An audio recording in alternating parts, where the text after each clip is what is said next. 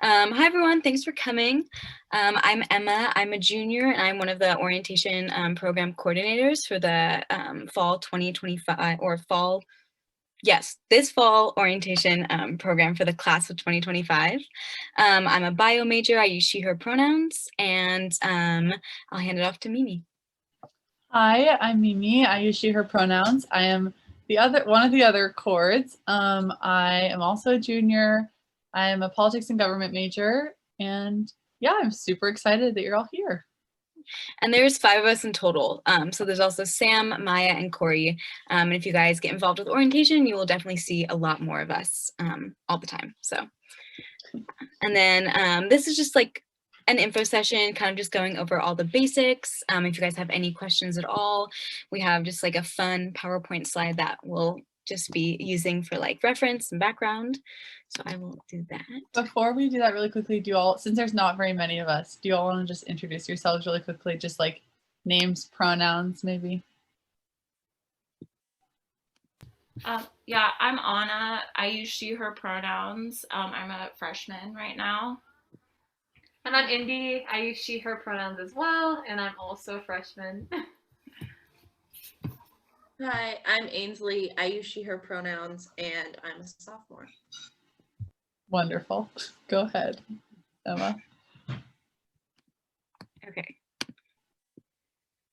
Can everyone see this? The question that everyone asked. Yeah. Okay, cool. Okay, go ahead, Mimi.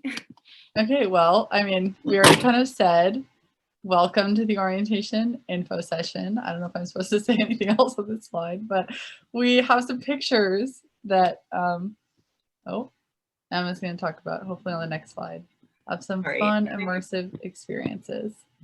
Give me 1 second. Okay, there we go. Okay, so these are just some pictures from previous years of past immersive experiences that we have done for orientation. So the top right one is backpacking. That was actually my orientation experience. I went backpacking at Mount Townsend. And then the bottom right one is at La Arche Farms, and it's kind of just about sustainable like food and teaching you how to grow your own food, and it's super cool. In the top left, I believe they went up into Seattle and made rangoons and dumplings. And then in the bottom left, some freshmen went rock climbing. And in the middle, that's just kind of like all the orientation leaders, usually in person. There's not commencement, I'm blanking on the word.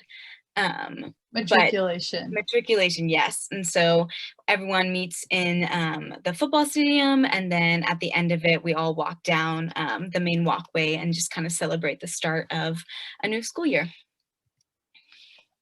Yeah, so basically the purpose of us as orientation leaders is to help new students get adjusted to like what it's going to be like at UPS, and also to facilitate them meeting each other and having a sense of community as they transition into college. And so as it says on the slides, you have a group of 10 to 12 first year students. Ainsley was actually in my orientation my sophomore year. That was fun. We went day hiking. It was a good time. And yeah, so you just there's a lot of activities depending on what your immersive experience is, what your specific trip is. You'll do different things. But there are some things that all groups do, like the Skittles game where you share fun experiences about your life and funny stories. Fears in a Hat, where you as the leader will talk to the new students about what it's like to be in college. Another thing that we do is conversations around Green Dot and sexual assault prevention, and then also alcohol and other drugs talk, which you all went through as freshmen. And yeah, so we can answer more questions about the purpose of being a leader if you have them later, but that's the basics. So next, in person. So I guess some of the two of you, it seems went through online orientation, which is very different, than what in-person orientation looks like. And as of now, we are planning an in-person orientation for the fall, which will be awesome. Yeah. And we'll see, obviously, like depending on like CDC guidelines, like if we have to change it at all, but hopefully basically you will have training in person and your groups in person, and you'll go on an immersive experience. Some of them are from Camp Parsons, which is like a scout camp on the Olympic Peninsula, and then some of them are from campus where you'll be doing different things in the area. Sorry. Yeah. Oh, I mean, I don't know. Mostly like of the other information is on there, just like it's more time, obviously, if it's in person, but it's also more fun. But online can be fun too, and just like getting to know people and things like that. Okay, so some important dates. So applications open February 1st, and we're past that now, obviously, and they're due this Sunday, February 21st. Actually, an update to that, I believe we are extending the application until the 25th, but definitely try and get it in this Sunday. So everyone who applies must go through an interview, and that will be with one of the chords, so the 5 of us, so me, Mimi, Sam, Corey, or Maya, and then one of the pro staff, which includes Justin, Mo, and Kevin. And these will be held from March 1st to the 12th, and they will be through Zoom. So there'll be an online interview, and in the past we did group interviews, but now it's just a one-on-one interview. And you will sign up when you do the application. And then selection emails will be sent from March 15th through the 19th. And then, let's see. Oh, and then there's more important dates. So if you are selected as an orientation leader, we will be holding a training in spring. And it's much shorter than the one that will be in person in August, but we're kind of aiming for Sunday, April 11th, so closer to the end of school. And this will be online in small groups. Probably one of the chords will be like a pod leader, and you'll be working just like closely and just getting like training through online. And then you 4 in person in August will arrive back on campus by August 15th. So it's like not a big chunk of your summer that you're really giving up for orientation, but it is the majority of August before school starts. And I think school starts at the end, like really late August this year. But so the leader training will be Monday through Friday, August 16th through 20th, and the 15th is just a move-in day. So if you guys like are living on campus, there is housing available for you, or if you're living off campus and stuff, you can just be here and move in. August is also beautiful in Washington.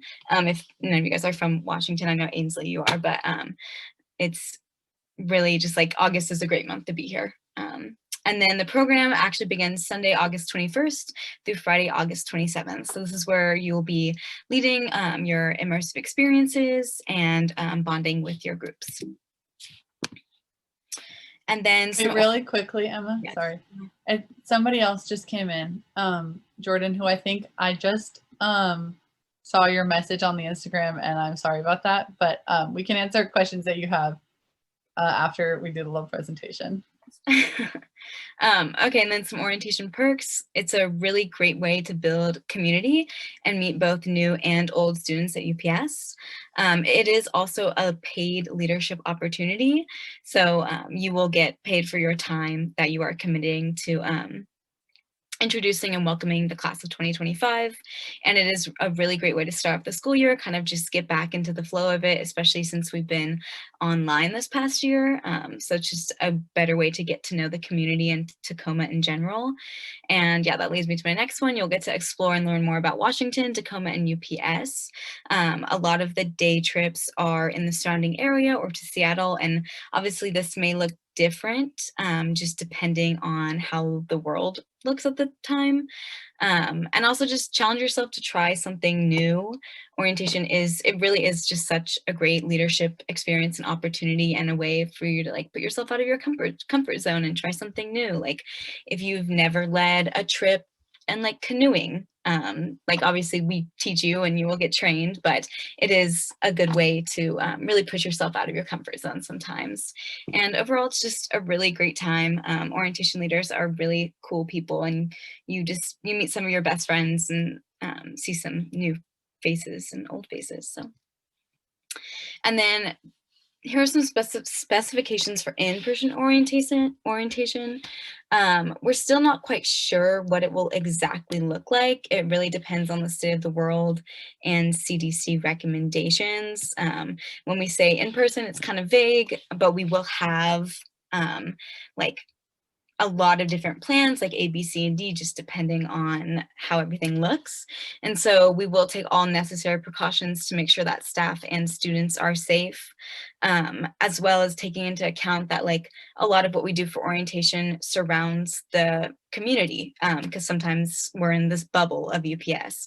And so being aware that our whatever we do also affects the surrounding area. And also more updates will come in the future for that. And then that ends our presentation. So if you guys have any questions, comments, concerns, qualms, feel free to unmute and ask. I have a question. For the certification, the WUFA certification and CPR, is that provided through the school, or is that on us to go find sort of a independent, I guess, training session? So I'm pretty sure in the spring, the school holds a couple certification classes. So we will also be probably updating about that as well. I know Olay is also one of them, and the application for that is due the 24th, and that's the outdoor leadership experience. But I'm pretty sure for WUFA and WUFA, there will be classes that will be held later in the semester. Thanks. I kind of had a similar question. How do you kind of specify on the application that you're interested in leading the, because I like the outdoor leadership through like PSO is separate from leading an orientation, but like an outdoor orientation trip. Am I right about that?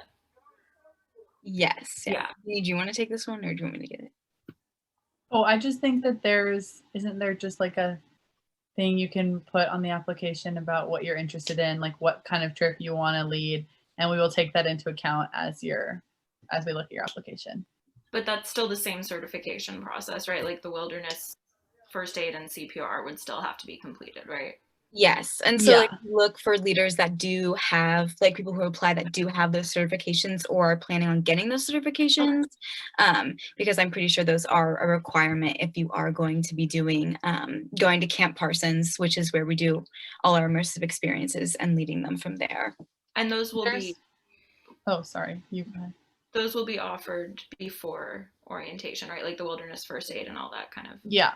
Okay. Yes. The one like specification I would make is that like CPR, like those kinds of the more basic ones are just, you can have those and still go to Camp Parsons. You just can't do an overnight trip. So like I don't have my WUFA certification, but I did like day hiking from Camp Parsons where like we stayed in cabins and then like went day hiking. But like if you want to do like overnight canoeing or backpacking, you have to have your like WUFA certification.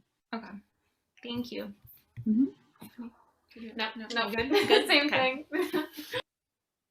Yeah, Ainsley. How do partners get decided, or like can you request if you wanted to work with someone?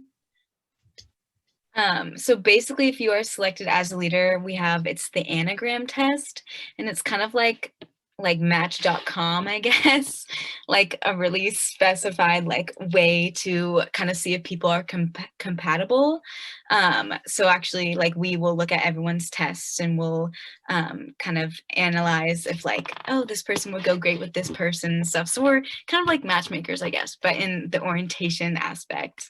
But usually you will have a co, and co's are great. Like I loved my co last year. And we got along super well. And it's also just nice to have someone like, maybe if you're not super strong in one thing, like we match you up with someone that's stronger in that. So you guys can like balance off each other and kind of just like strengthen each other where you may have like some weak spots. Yeah. And in terms of like requesting a co, like generally I think we try to not put like friends together just so that people are like kind of like going out of their bubble and like meeting new people. But I don't think there's any harm in like putting it on your application if you want to. That said, though, we'll probably match you up with somebody that you don't know, and it like balances your leadership strengths that well. Yeah, like if you put down your friend and you guys end up being like a perfect like match and super compatible, then maybe be like, okay, like they would be really good codes together. But yeah, it's not guaranteed. So Other questions? these are great questions so far, guys. So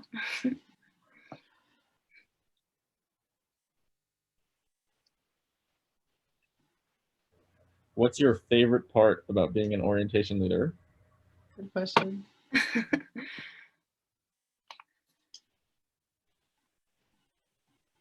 I can go first. I think my favorite part of being an orientation leader has been the orientation community and like meeting people from like my sophomore year.